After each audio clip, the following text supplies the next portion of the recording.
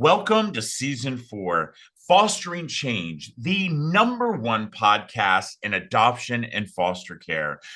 Each week we speak to the most amazing good humans about topics that touch each and every one of us. If you have a guest suggestion or interested in sponsoring our podcast, please visit us at fosteringchange@comfortcases.org. Now, sit back, enjoy, learn, get motivated, and let's speak to some fascinating guests. Well, it's so hard to believe that we are actually in season 4. I remember when we first started this podcast that someone had mentioned to me about doing a podcast, and I was like, really? I was like, definitely not the podcast guy.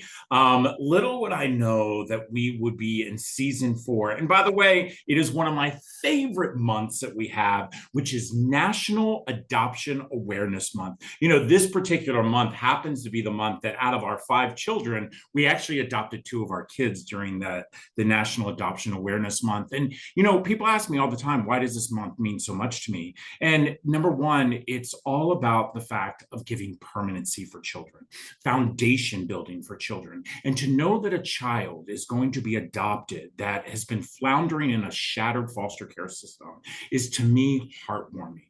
And to know that, during this month, more children from foster care will be adopted than any other month is something that makes my heart smile. Well, let me tell you, my next guest, I am so excited about him. If you have not picked up his book, Who Am I Really? An Adoptive Memoir, this is the book to get. I'm telling you, curl up by the fire. It is going to be one that you pick up, you do not put down, and you're going to see a lot of similarities when it comes to a forever family and my friend Damon Davis' book. Damon, welcome to Fostering Change. Thank you so much, Rob. It's really great to be here with you, man. I appreciate the kudos to the book. It was one of my personal projects that I absolutely loved doing, and it warms my heart to hear that you were so enamored by the story and found like you couldn't put it down. So thank you for having me. I appreciate it. Oh, let me tell you something. This, I'm very lucky, and as you are, as someone who hosts a podcast, you get lots of books into you. Lots of authors have been on, and I have read some amazing books. And then I will tell you, I've read some books that I'm like, oh my gosh. But this one, it was one of those. I always read at night, and so it was one of those books that I just couldn't put down. And I see it's 11:30. It's 11:45. It's 12 p.m. a.m. And I know that I'm having to get up early the next morning. We got 5 kids. Put it down.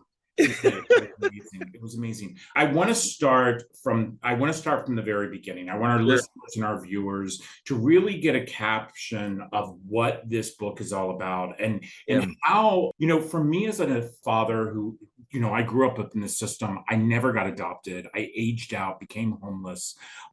I was that statistic. And then to have my 5 children, who all 5 are from the system, and all 5 of them have been adopted. And by the way, several of them are teenagers right now. And so they're going through that who am I stage. Yes. My dads are white, we're black, where are my bio family? Why haven't they been in my life? Why haven't they, And so all those questions are coming up, and we're trying to have really good dialogue and communication. Tell me I want to start from the beginning. When did you know you were adopted? Yeah, so I grew up knowing that I was adopted. My parents were apparently told, like, let the child know early so that they can grow up with that knowledge. And that has been sort of one of the schools of thought. There's sort of a baby scoop era thought that you don't tell the child anything and you just let this child be a blank slate. You mold them into what they're going to be. And I think you and I can tell anybody that that's just not how life works. People are born with certain traits, certain likes and dislikes. They're born with certain, physical capabilities or inabilities, etc. I mean, we just are just different by virtue of how we're born. I was of the second school, which is I was told that I was adopted at a very early age. And to be honest with you, I was somewhat lucky in that because growing up with that knowledge is very empowering for one thing, but also I looked like my family. My mom was light skinned, my dad was dark skinned, and I was in the middle. So we kind of looked like we could have been family, which made it much more native to be a nuclear family together. Whereas, as you've alluded to with your family, you've got children of color, white dads, and as one of my guests on the podcast told me, she hated that She loved her parents. She hated that she had to live her adoption in public because everywhere she went, it was obvious that they were brought together by adoption. And she said that was a very private thing that I wanted to live privately, but I couldn't. I lived it publicly. Yeah, But that's I really hard for kids, by the way. I mean, my kids arrived, 6 months, 4, and then our oldest son arrived at the age of 18. And so our kids, from the very beginning have known that they were adopted. They look at their dad. But my youngest son, who was 6 months old when he arrived in our home, him and his biological brother, he was about 3 years old, and we always talked about the adoption. By the way, we adopted our children in closed adoptions, but we always kept the front door open. And okay. so what we always told the birth parents is life is about choices. Make good choices, come and enjoy the richness of these beautiful, beautiful humans. And my son was about 3 years old, and he says to my husband, he says, you adopted Sissy and Grayson and Mackay. He says, but I'm not adopted. My husband looked at him and said, yep, Bubby, you're adopted, too. And he says, but I look just like you. And that's what he says to my husband, because my son was a very light skin. Oh, And so he just grew up at 6 months, just thinking, well, the other kids were adopted because they were darker skinned. But, but we started at a very young age, having that dialogue, understanding that what is your, what I call it, your family portrait, and your family portrait is not the Shears. It is so many other people. It's so yeah. people. So Yeah. so Right. how did you explain it to Seth? And by the way, everybody, Seth is Damien and his wife's son. Yeah. How did you explain it to Seth? You know, I was very clear with him. The honesty that I received as an adoptee was something that I felt was very valuable to continue with my son. And so I explained to him that I had two moms, that there was the mom that you met once as a baby who raised me, and that there's a mom who gave birth to me but wasn't able to take care of me, and sort of tried to help him understand that. And I did it in age appropriate ways at the right time when he asked and when I needed to, because during my reunion was sparked by his birth, among other things. Here we are with this child that frankly we had attempted to conceive through IVF and other things, and we had some pretty emotional and very physically challenging failures. And fortunately he was conceived naturally, and then so this naturally born child, conceived child, is born through a C-section, which is a dramatic experience unto itself. And now here I am, this adopted person. I've never known any other biological relative on my entire family. And this baby is in front of me. And it was completely inspiring to just realize, like, I don't have a branch back to my family tree, but I've started a leaf on my own branch of this family tree. And that was incredibly empowering for me. And so when I started to go on this journey to try to find my biological mother, it was in that journey that I realized I'm going to have to explain to him what I'm doing, where I'm going, who I'm visiting, who this person is I'm bringing to our house that is going to meet him for the first time when he was a toddler. There was all of this stuff that I had to confront in order to get him to understand, to get my wife to understand the kinds of things I was feeling, what I was going through, so that they could be with me on the journey. It was really, really interesting stuff. I think the journey is something that most people don't realize. For me, just like you, I did the DNA ancestry because growing up in this, I didn't know any of my siblings really because I'd been in the system, and I had a sister that I was really close to, but she grew up as well in a separate home, and when I did that DNA ancestry, and I found so many other siblings that were out there, and I'm the youngest of 10. Oh, wow. Yeah. And, cousins coming out of the woodwork and all of that. And you did the DNA ancestry. And so it's actually how you found Seth's pops. Is that correct? Yeah, that's exactly right. So to give a little bit of backstory, when I found my biological mother, she told me very clearly, I'm an open book. You can ask me anything you want. And I was very grateful for that because the first question I was going to ask is, who's my biological father?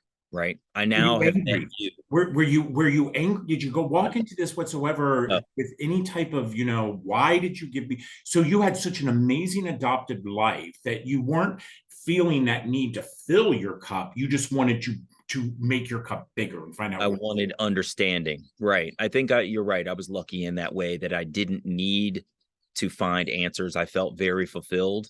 And I think that's something that a lot of adopted people struggle with is that if they have, I've loosely termed it an awful adoption, there can be an amazing reunion. You can have an amazing adoption and an awful reunion. And there's all kinds of variety in between. I had a very good adoption. I was, well loved.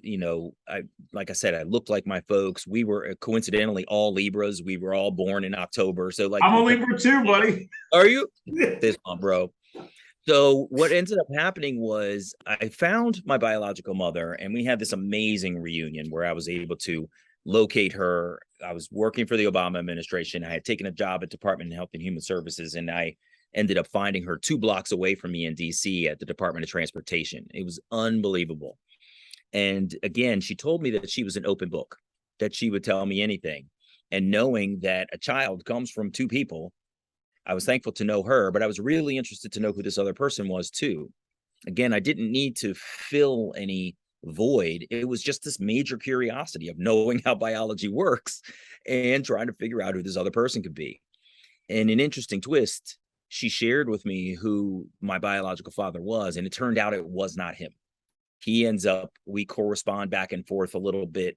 And in chatting with him, I realized I have no rapport with this guy whatsoever. I had an instantaneous rapport with my biological mother, and I had no rapport with this other guy. Like we just didn't connect at all.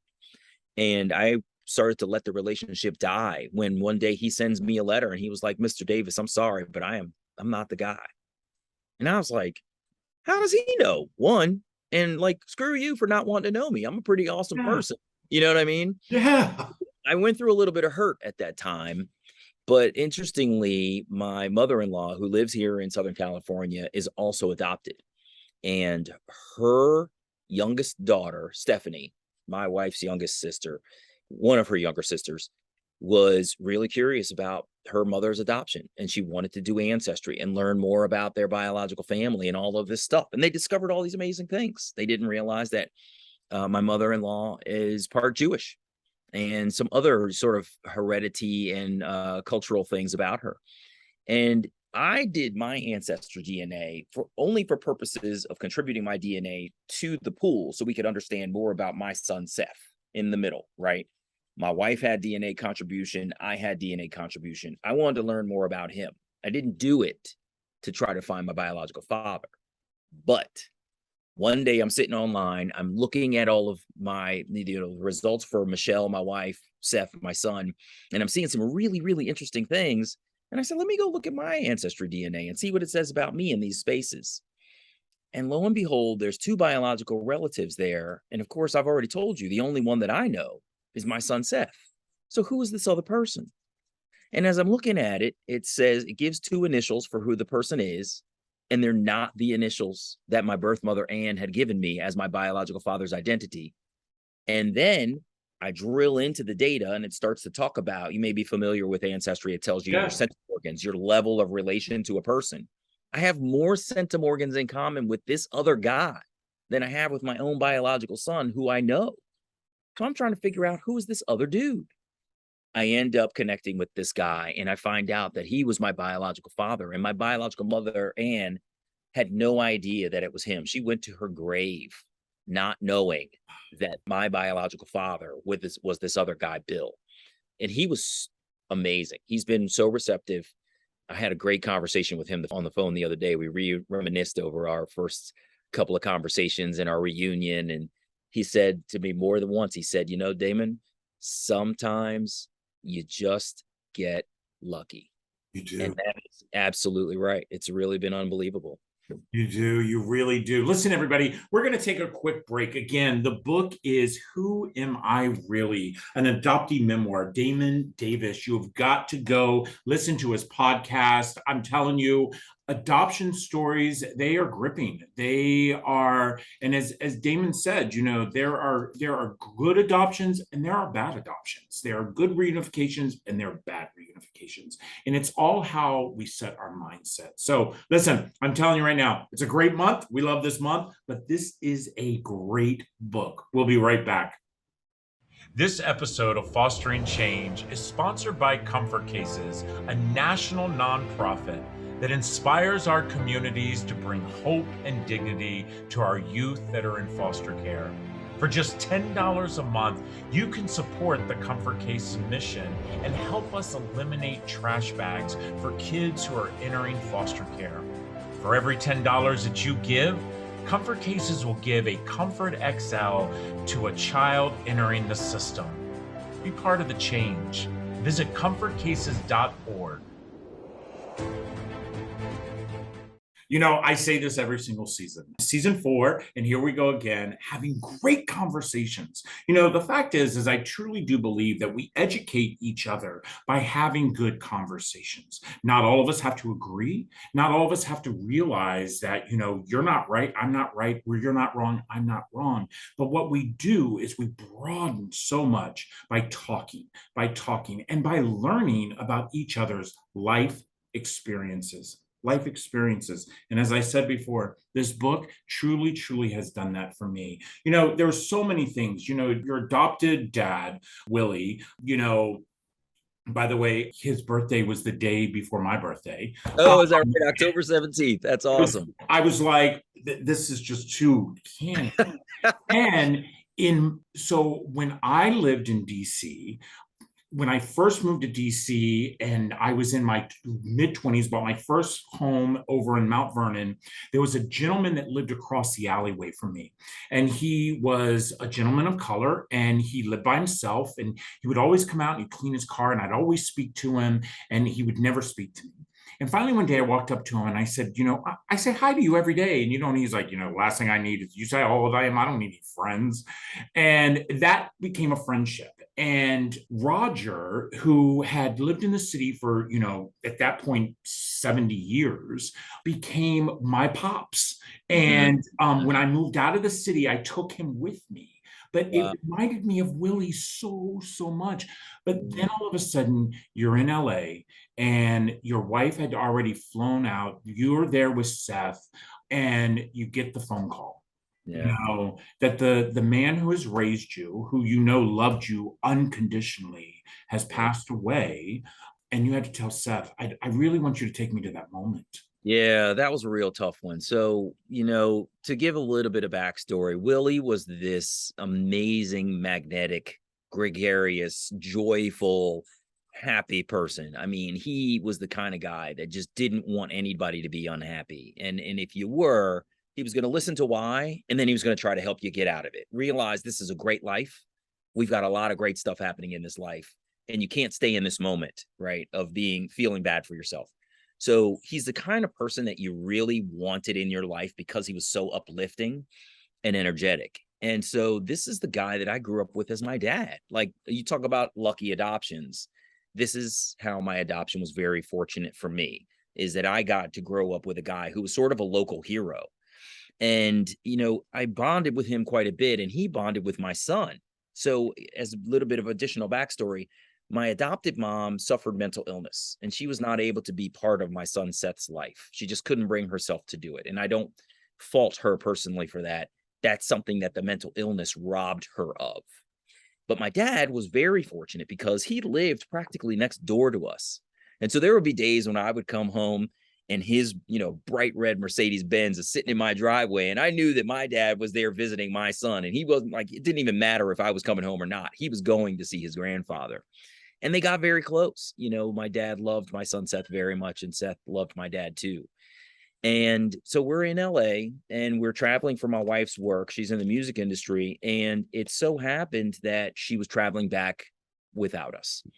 And she was traveling back with her colleagues. And she left me and my son Seth to be at the hotel. We were going to swim one final time. I was going to get him some In-N-Out burger. I was going to take him to LAX, and he and I are going to fly back to DC together. And I went to check the time on my phone. I see that I have a missed call, and it's from one of my father's friends who never calls me. And that's when I knew something was wrong. And I was sitting there. I called Mike back and I said, "What's up?" And he says, "Damon, I'm here for you, man. Anything you need." And I said, "Mike, Is there something you need to tell me? And he thought that I had known. A lot of his peers and my friends found out on Facebook accidentally that my father had passed away. And it was really heartbreaking because I left DC not knowing that the last time I would see my father was that last time I had seen him. He just dropped dead while we were away. And I looked over at the pool and I saw my son over there and I was like, shh. I got to go tell that little guy that his pops is gone. And it was really tough. I flew back. I got him out of the pool. I managed to keep myself together. I didn't even lose it as much as I'm losing it right now, honestly. Took him in and out. We got in the cab and I was just in another place. I was looking out the window and I was just like, man, it's crazy. And, Seth took it pretty well. Kids are resilient. They are. And, of course, he was in the pool. So he said, Dad, can I go swim? Which is what you would want him to do, right? Not burden himself with the weight of what was happening. And of course, as a child, he couldn't have fully understood it. And I didn't do what I'm doing now. I didn't let myself go. I had a long way to go to get back to DC with him. I was able to hold my emotions together. So he probably didn't truly recognize the gravity of what I was telling him. But, in the coming days, we made plans for his, final remembrance. We got him interred, his ashes at Arlington National Cemetery. And there's this great moment where the military folds the flag over top of the urn and they presented it to me. I handed it off. And later we walk over to the memorial wall where his ashes will be placed inside the columbarium, and they will screw on the marble plate that will eventually have his name, birth date, date of death, branch of military, etc. And I turn and I look down at my side, and my son, who's about 4, is holding the American flag that was a signal of his grandfather's service to his country. And it's just the cutest little scene. Someone got a picture of it. It was really amazing. But this is the challenge of what we face in terms of our families growing, getting old, and things like that. And part of the challenge of reunion is now I have to face this twice in 2 sets of parents. So sorry for the lawnmower. Quite literally at this moment, my adoptive mother is in hospice care. I made the decision to put her in hospice care last week. I lost my adoptive father years ago. I lost my biological mother years ago. And my biological father is 90 years old right now. So we're in a position of, having to deal with all of the life traumas and like the cycles of life that happen on a regular basis, but in multiplicity. My family has grown tremendously in reunion. I've got more biological family than I had adopted family, and, tons and tons of cousins and aunts and uncles. It's crazy.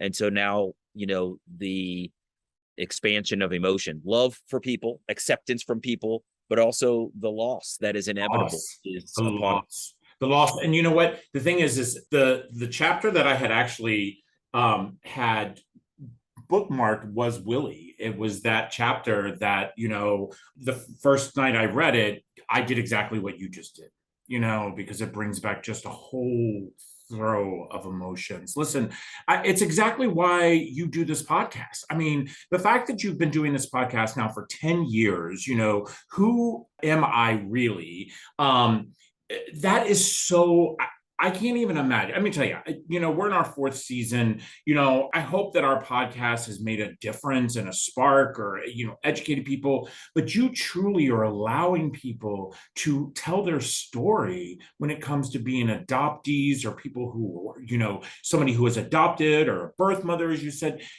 Tell me how that feeling of rush gets, when you're doing one of these episodes. And by the way, everybody, I am going to be on his podcast. Yeah. I hope you go and show him all the love that you show Fostering Change all the time, because this is definitely on my podcast list, and it's a great podcast to definitely tune into. So, Damon, how do you feel about that rush you get when you have that guest on? Yeah, it's a funny thing because, as a person of foster care, you are most qualified to speak to other people who are related to fostering and adoption. And so too am I and several other people. And what I find happens is adopted people don't get the opportunity to share their entire story on a regular basis. And often they haven't shared it at all. And so what ends up happening is we tell the elevator pitch version of our story is what I find. I was adopted, I reunited with my mom, and I ended up finding my biological father through DNA testing. That leaves out an entire array of emotions and experiences that you can't get a feel for if I've just met you at a cocktail party, at the office, whatever, and I share that little bit. So I started the podcast again because I recognized that people were having these experiences that were unlike my own, and I wanted them to have the opportunity to share their whole story because it has multiple components. What is your experience in adoption? Was it positive or negative? To be very sort of loose about this. Tell me about the journey to try to find your biological family. Was it you who looked for them? Did you do DNA testing? Was it investigative? What have you? Some people will tell me they were found. Their biological parents reached out and located them. And then there's, how did your reunion go? Some people will say it was amazing. I looked in their face and I saw my face. I felt their heart. We have similar, interests. All of these things. We're similar in height, stature, what have you. Like all of these connections. And some people will say things like, it was awful. They were mean. They said they don't want to know me. And there's pieces in the middle too of, they say they want to know me, but they've been stringing me along for days, weeks, months, saying, I'm going to introduce you to my other kids. I'm going to tell my wife about you. I'm going to do this. I'm going to do that. And it never happens. And the adopted person who's been on this journey to find this person and connect with them is left at the finding piece. And the connection is left out because they've not been invited into their life. And the adopted person doesn't listen. We didn't ask to be here. So it's not our fault that we're interested in trying to make a connection back to you, our biology. And in 99% of the guests that I talk to will say, I didn't really want anything. I just kind of wanted to know them. I wanted to see who I look like, hear some of the family stories. I'm not looking for money. And quite frankly, we're legally not allowed to get any money because we have legally been written out of the family. Right. So you have nothing to lose except for, you have nothing to lose. Nothing. And let me tell you something. I have everything that you just experienced with having 5 children, all adopted. I have experienced something with each and every one of them like that. Mm-hmm. I've had birth parents who have strung a child along, and all they did was just want to know them, and then all of a sudden just fall off the face of the earth and not call them again. I mean, let me tell you, adoption is more complicated, everyone, than you all think it is. Okay. Yeah. And it's complicated for everyone that is involved and that is touched by adoption. And I'm telling you, Who Am I Really podcast.com.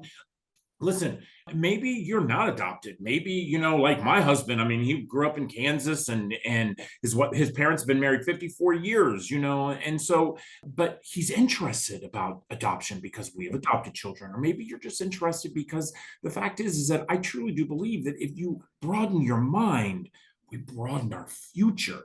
Yes. And this is the book to do it. Who am I really? Listen, Damon, you and I could go on and on and on, but I want to tell you, thank you so much. Thank you for taking time out. I have to tell you something as we end this. You're a DMV guy, just like me. Those who live in the DMV, you know what that means. We're DC, Maryland, Virginia. We call all of that place our home. And the one thing for me is, when I read your book, I couldn't believe that you were so close and we had never connected, in all this time. And so I just want to say thank you. I want to thank you for being a role model for my children, because I will tell you, I have already had my oldest son read this book because he came to us at the age of 18.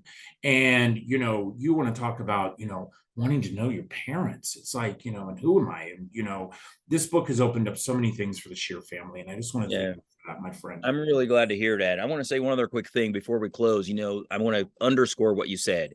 There is a lot of value to a lot of people across the spectrum listening to the podcast. One, the lay public who have not adopted, are not adopted, and will not adopt have a misperception of what adoption and fostering are. And they need to hear from us what it really is.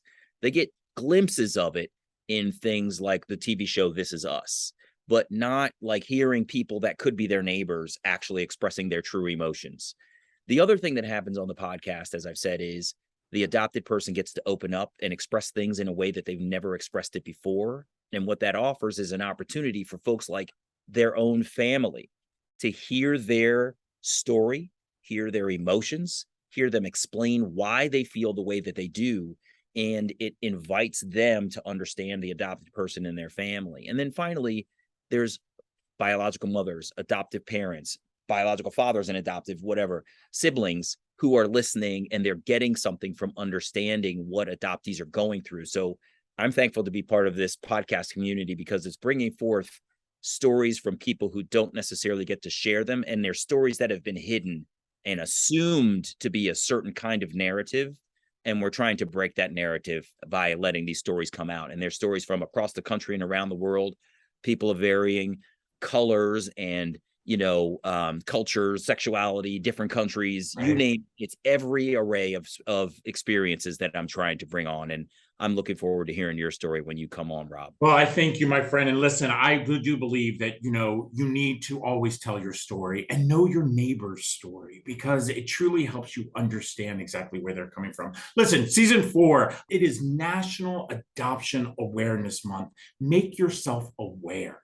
Make yourself aware. All families are built in different ways, and educate yourself. Let me tell you something, Damon, this is not going to be the last time you and I talk. Even though I'm going to be on your podcast, I need you back because we have so many other topics we can talk about. I just know it. I feel like I have a new friend. And listen, everybody, whether you're listening to us on Google or Spotify or Apple, or maybe you subscribe to our YouTube channel, I just want to say thank you. Thank you again for moving us up that ladder, for continuing to educate yourself. But do me a favor. I always have an ask every single week. My ask is buy this book. Buy this book. Who am I really? I'm telling you the reason why I want you to buy the book. I don't want you to buy the book because, let me tell you something. Take it from an author. We make this much, okay? And I'm literally talking this much. I'm telling you to buy this book because it is truly going to inspire you to open your eyes and realize how families truly are. And what I found in this book, and I have one word to end this with: unconditional love. Thank you. Yes. Until next time, this is another episode. Thank you, Damien. Have a great, amazing, beautiful weather day. Take care. Bye, guys. I want to say thank you to each and every one of you for listening or watching the latest episode of Fostering Change. All of us on our team hope that you've learned something new today and have been inspired to be a good human. Now, just a reminder that you can always find Fostering Change on your favorite channels on Google, Spotify, iTunes, YouTube, and others, including, of course, comfortcases.org. I want to give a big thank you to all of you for joining us each and every week. And a reminder that if you have a suggestion for a guest, or maybe you might have a question about today's podcast, or are interested in becoming a sponsor of Fostering Change, please don't hesitate to email me personally at fosteringchange@comfortcases.org. Now, that's it for now. Thanks again, and we'll see you next Tuesday. Take care.